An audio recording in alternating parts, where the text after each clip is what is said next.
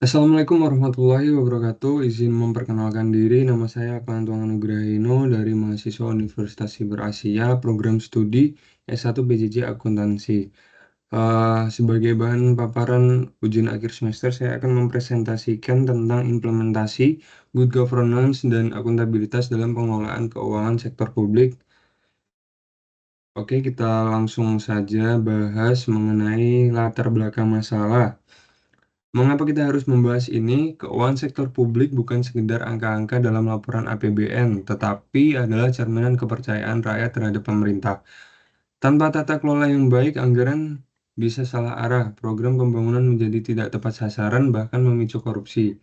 Kemudian reformasi keuangan negara di Indonesia, khususnya sejak terbitnya Undang-Undang Nomor 17 Tahun 2003 tentang Keuangan Negara dan Peraturan Pemerintah Nomor 71 Tahun 2010, menjadi tonggak penting untuk memastikan pengelolaan keuangan dilakukan dengan prinsip transparansi, akuntabilitas, dan efektivitas. Disinilah akuntansi sektor publik berperan sebagai mata dan telinga publik untuk memonitor kinerja pemerintah. Kemudian rumusan masalah dan tujuan dari latar belakang tersebut ada dua pertanyaan besar.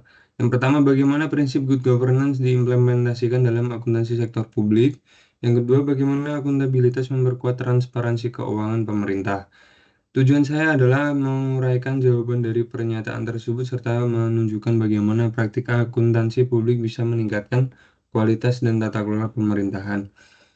Yang akan kita bahas pertama adalah manfaat penelitian bagi akademisi.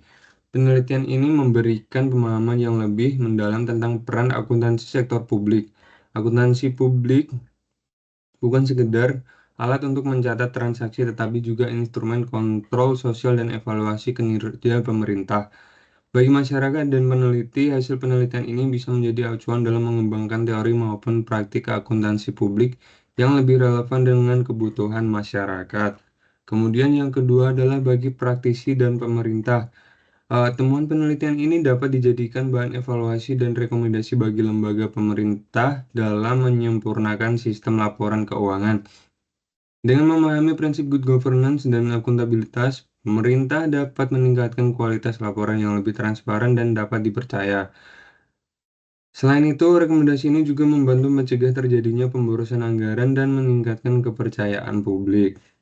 Yang selanjutnya yaitu bagi masyarakat, yaitu memanfaatkan manfaat terbesarnya adalah mendorong keterbukaan informasi publik. Masyarakat tidak lagi hanya pasif menerima layanan pemerintah, tetapi dapat ikut serta sebagai pengawas jalannya kebijakan dan penggunaan anggaran.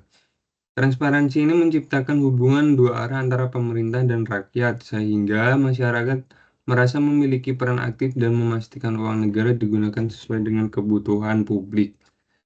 Kemudian yang selanjutnya tinjauan pustaka atau konsep dasar. Akuntansi sektor publik berbeda dengan akuntansi perusahaan. Fokusnya bukan mencari laba, tetapi melayani masyarakat dengan pengelolaan anggaran yang efisien.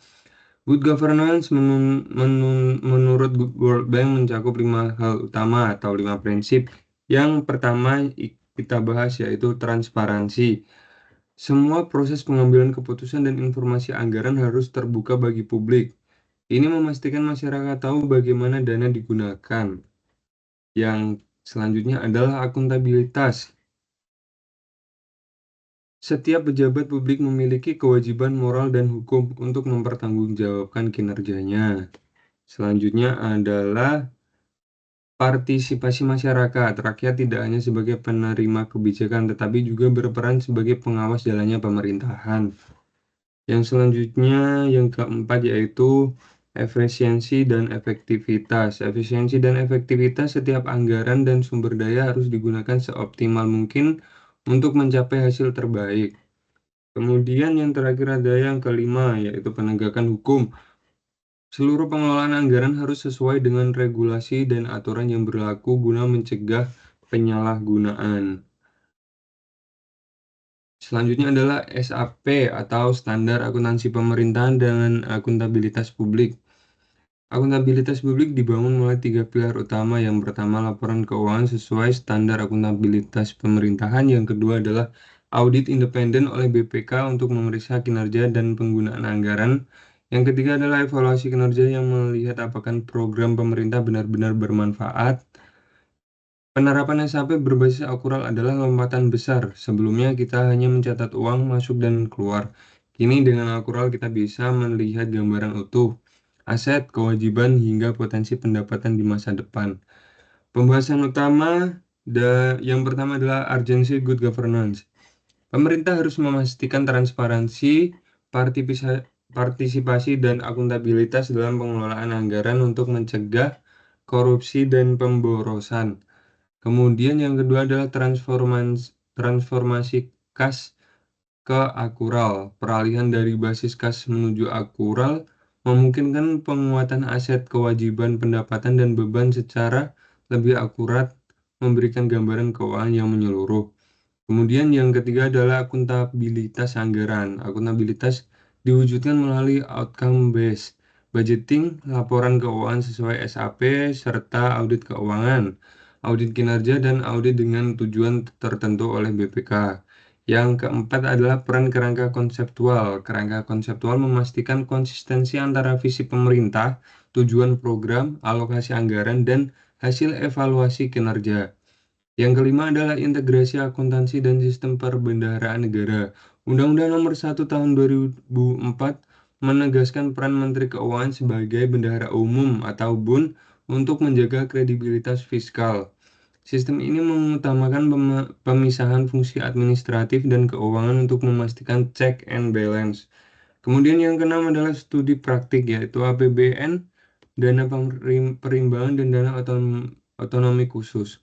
Format APBN menggunakan account untuk lebih transparan. Dana perimbangan dan otonomi khusus dialokasikan dengan prinsip keadilan fiskal dan wajib diaudit untuk memastikan penggunaannya tetap tepat sasaran. Kemudian yang selanjutnya adalah contoh praktik nyata. Format APBN saat ini menggunakan account, bukan lagi T-account. Ini lebih sederhana dan mudah dipahami publik. Kemudian dana perimbangan dan dana otonomi khusus diberikan kepada daerah untuk pemerataan pembangunan, tetapi tetap dengan pelaporan dan audit ketat. Contoh ini menunjukkan bahwa penerapan good governance tidak hanya teori, tetapi juga sudah terlihat di sistem anggaran negara. Yang selanjutnya yaitu kesimpulan. Akuntansi sektor publik adalah alat kontrol, bukan sekedar pencatatan. 2. Prinsip good governance adalah fondasi keuangan negara yang sehat. Yang ketiga, SAP berbasis akurat meningkatkan kualitas laporan keuangan pemerintah. Yang keempat, audit publik adalah kunci untuk memastikan keuangan negara benar-benar dikelola untuk rakyat. Saran untuk masa depan adalah beberapa hal penting. Yang pertama adalah SDM pemerintah harus ditingkatkan kemampuannya dalam akuntansi publik. Yang kedua adalah teknologi informasi seperti sistem pelaporan real-time harus dioptimalkan. Yang ketiga adalah audit harus diperkuat baik internal maupun eksternal agar pencegahan penyimpangan bisa dilakukan sedini mungkin. Yang keempat adalah literasi keuangan publik perlu digencarkan agar masyarakat bisa ikut mengawasi. Mungkin demikian presentasi ini. Semoga penjelasan saya berikan gambaran jelas tentang pentingnya good governance dan akuntabilitas dalam sektor publik. Dengan sistem keuangan yang transparan dan akuntabel, kepercayaan publik bisa tumbuh dan pembangunan berjalan dengan lebih adil dan merata.